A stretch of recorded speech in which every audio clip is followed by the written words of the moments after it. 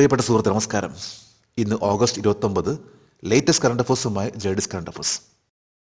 Pacific Asia travel അസോസിയേഷനിലെ കേരള ടൂറിസത്തിന് gold award നേടിയത് ഏത് കാറ്റഗറിയിലാണ്?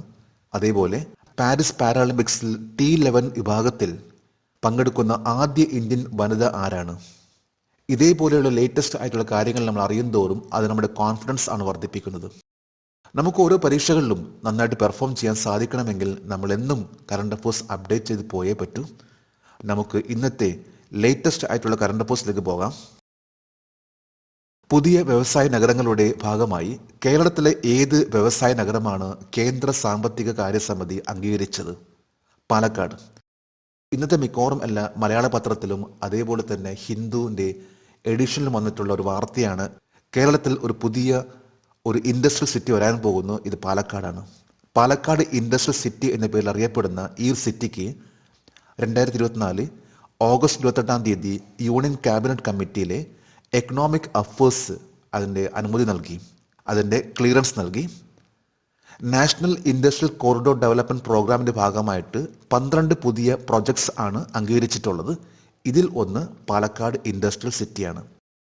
28,602 കോടി രൂപയുടെ ഒരു പ്രൊജക്റ്റ് ആണ്, അതായത് 12 പുതിയ പ്രൊജക്റ്റ് ആണ് national industrial corridor development programme.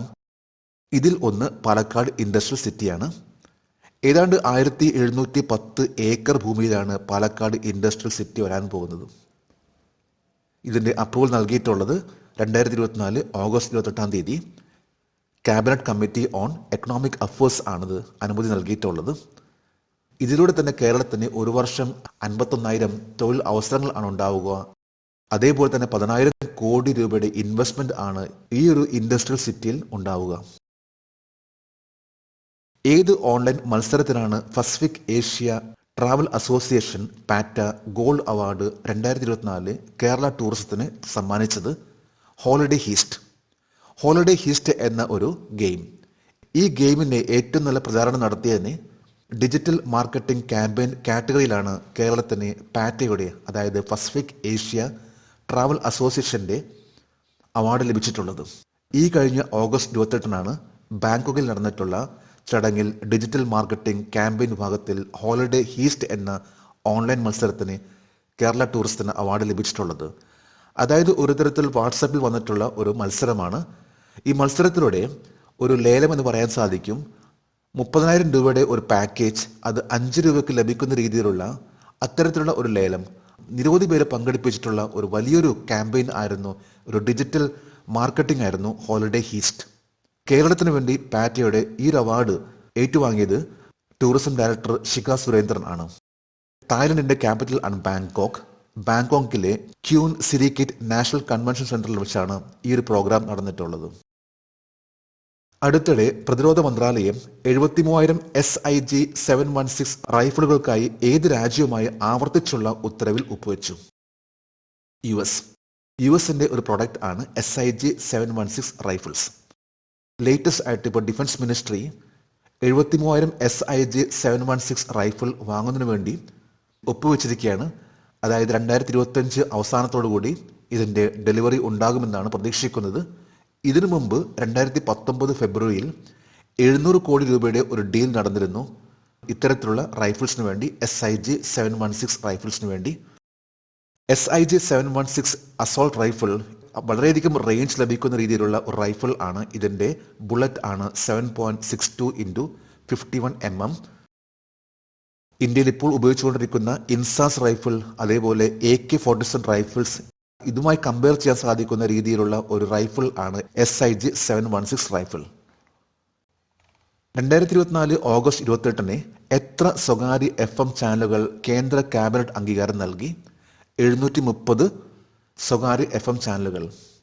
രാജ്യത്തുടനീളം ഇപ്പോൾ 234 നഗരങ്ങളിൽ കൂടി 730 പുതിയ സ്വകാര്യ FM ചാനൽസ് വരാൻ പോവുകയാണ്. ഇതിനുവേണ്ടി 784.87 കോടി രൂപയുടെ ഒരു കരുതൽ ആണ് മാറ്റിവെച്ചിട്ടുള്ളത്. ഇന്ത്യയിൽ 234 സിറ്റീസിലാണ് പുതിയ 730 സ്വകാര്യ FM ചാനൽസ് വരാൻ പോകുന്നത്. ഈ കഴിഞ്ഞ ഓഗസ്റ്റ് 28 ഇന്ത്യൻ പ്രൈം മിനിസ്റ്റർ നരേന്ദ്രമോദിയുടെ അധ്യക്ഷതയിൽ ചേർന്നിട്ടുള്ള ക്യാബിനറ്റാണ് ഇന്ത്യയിൽ 234 സിറ്റിയിൽ 730 പ്രൈവറ്റ് FM വരുന്നതിന് വേണ്ടിയുള്ള അനുമതി നൽകിയിട്ടുള്ളത്.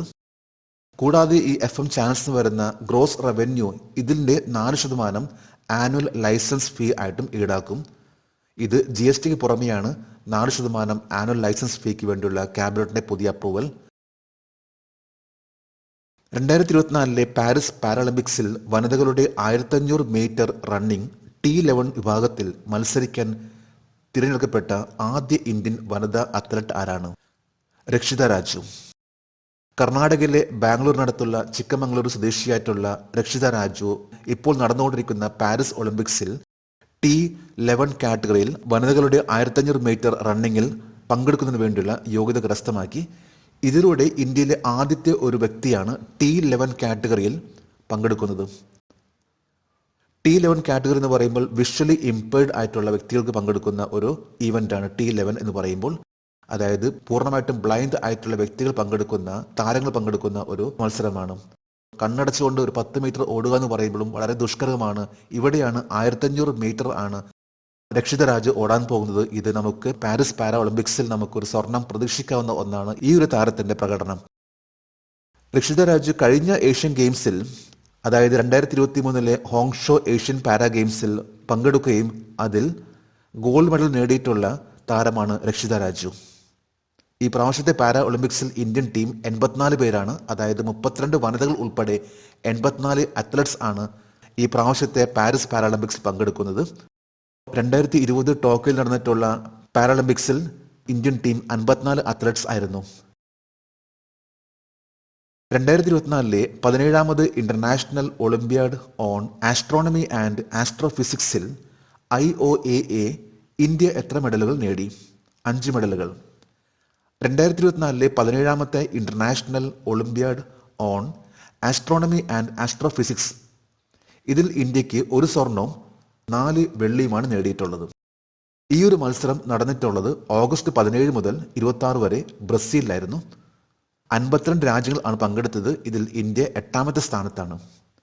ഇന്ത്യക്ക് 1 ഗോൾഡ് 4 സിൽവർ. ഗോൾഡ് നേടിയിട്ടുള്ളത് ബാംഗ്ലൂരിലെ ദക്ഷ് തയാൽ ആണ്. ഇതിൽ ഏറ്റവും ടോപ്പ് ലെവൽ വന്നിട്ടുള്ള രാജ്യമാണ് ഇറാൻ. 5 ഗോൾഡ് ആണ് ഇറാൻ നേടിയത്. ഇറാൻ ആണ് ഏറ്റവും ടോപ്പ് ലെവലിൽ. തൊട്ടുപിറകെ US, Brazil, Bulgaria, Romania, Germany, Canada. 8ാം സ്ഥാനത്ത് ഇന്ത്യ. ഇന്നലെ ഓഗസ്റ്റ് 28 ഇന്നലത്തെ കറണ്ട് അഫയേഴ്സിലെ ഒരു ചോദ്യമായിരുന്നു, ഇന്ത്യൻ ടെറിട്ടറിയിലെ ഏറ്റവും വടക്കേയറ്റത്തുള്ള സ്ഥലം ഏതാണ്? ഇതിൻ്റെ ഉത്തരം ഇന്ദിരാകോൾ. നോർത്തേൺ മോസ്റ്റ് പോയിന്റ് എന്ന് പറയുമ്പോൾ അത് ഇന്ദിരാകോൾ ആണ് ഏറ്റവും ടോപ്പ് ലെവലിലെ. ഏറ്റവും താഴെ എന്ന് പറയുമ്പോൾ സദേൺ മോസ്റ്റ് പോയിന്റ് എന്ന് പറയുമ്പോൾ അത് ഇന്ദിരാ പോയിന്റ് ആണ്. അപ്പോൾ ജേഡിസ് കറണ്ട് അഫയേഴ്സിന്റെ ഇന്നലത്തെ ഈ ചോദ്യത്തിന് മറുപടി നൽകിയിട്ടുള്ള ഓരോരുത്തർക്കും ജേഡിസ് കറണ്ട് അഫയേഴ്സിന്റെ ആശംസകൾ. നമുക്ക് ഇന്നത്തെ കറണ്ട് അഫയേഴ്സ് ഒന്നുകൂടി റിവൈസ് ചെയ്യാം. പുതിയ വ്യവസായ നഗരങ്ങളുടെ ഭാഗമായി കേരളത്തിലെ ഏത് വ്യവസായ നഗരമാണ് കേന്ദ്ര സാമ്പത്തിക കാര്യ സമിതി അംഗീകരിച്ചത്? പാലക്കാട്. ഏത് ഓൺലൈൻ മത്സരത്തിനാണ് Pacific Asia travel association gold award 2024 Kerala ടൂറിസത്തിന് സമ്മാനിച്ചത്? Holiday heist. അടുത്തിടെ പ്രതിരോധ മന്ത്രാലയം 73,000 SIG 716 റൈഫിളുകൾക്കായി ഏത് രാജ്യവുമായാണ് ആവർത്തിച്ചുള്ള ഉത്തരവിൽ ഒപ്പുവെച്ചത്? US. 2024 ഓഗസ്റ്റ് 28 എത്ര സ്വകാര്യ FM ചാനലുകൾ കേന്ദ്ര ക്യാബിനറ്റ് അംഗീകാരം നൽകി? 730 സ്വകാര്യ FM ചാനലുകൾ. 2024 പാരീസ് പാരാലിമ്പിക്സിൽ വനിതകളുടെ 1500 മീറ്റർ റണ്ണിംഗ് T11 വിഭാഗത്തിൽ മത്സരിക്കാൻ തിരഞ്ഞെടുക്കപ്പെട്ട ആദ്യ ഇന്ത്യൻ വനിതാ അത്ലറ്റ് ആരാണ്? രക്ഷിത രാജു. 2024 17ാമത് international olympiad on astronomy and ആസ്ട്രോഫിസിക്സിൽ ഇന്ത്യ എത്ര മെഡലുകൾ നേടി? 5 മെഡലുകൾ. ഇന്ന് ഓഗസ്റ്റ് 29 ഇന്നത്തെ കറണ്ട് അഫയേഴ്സിലെ ഒരു ചോദ്യമാണ്, Challa Srinivasulu Setty take charge as the chairman of which bank on 28 August 2024?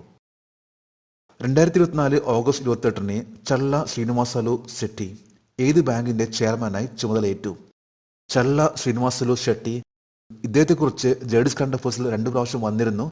അദ്ദേഹം ഇന്ത്യയിലെ വളരെ ഫേമസ് ആയിട്ടുള്ള ബാങ്കിന്റെ ചെയർമാൻ സ്ഥാനത്തേക്ക് വരാൻ പോകുന്നു എന്നതിനെ കുറിച്ച് ഇന്നലെയായിരുന്നു ചെയർമാൻ സ്ഥാനത്തേക്കുള്ള ചാർജ് ഏറ്റെടുത്തിട്ടുള്ളത്. ഈ ഒരു ചോദ്യത്തിൻ്റെ ഉത്തരം അറിയാമെങ്കിൽ ഇന്നത്തെ കറണ്ട് അഫേഴ്സിൻ്റെ കമൻറ്റ് ബോക്സിൽ രേഖപ്പെടുത്തുവാൻ അഭ്യർത്ഥിക്കുന്നു. നാളത്തെ കറണ്ട് അഫേഴ്സിൽ ഇതിൻ്റെ ഉത്തരം ഉണ്ടായിരിക്കും. ഇപ്പോൾ ലേറ്റസ്റ്റ് ആയിട്ടുള്ള ഓരോ കാര്യങ്ങൾ നമ്മൾ അറിയും തോറും അത് നമ്മുടെ കോൺഫിഡൻസ് വർദ്ധിപ്പിക്കും. അതുകൊണ്ട് എന്നും നമ്മൾ സമയം കണ്ടെത്താൻ ശ്രമിക്കൂ. ഇന്നത്തെ ഈ വീഡിയോ കണ്ടിട്ട് ഇഷ്ടപ്പെട്ടെങ്കിൽ ഈ ചാനൽ സബ്സ്ക്രൈബ് ചെയ്യാനും ഷെയർ ചെയ്യാനും മറക്കരുത്. നമുക്ക് നാളെ വീണ്ടും പുതിയ കറണ്ട് അഫേഴ്സുമായിട്ട് കാണാം. Thank you very much.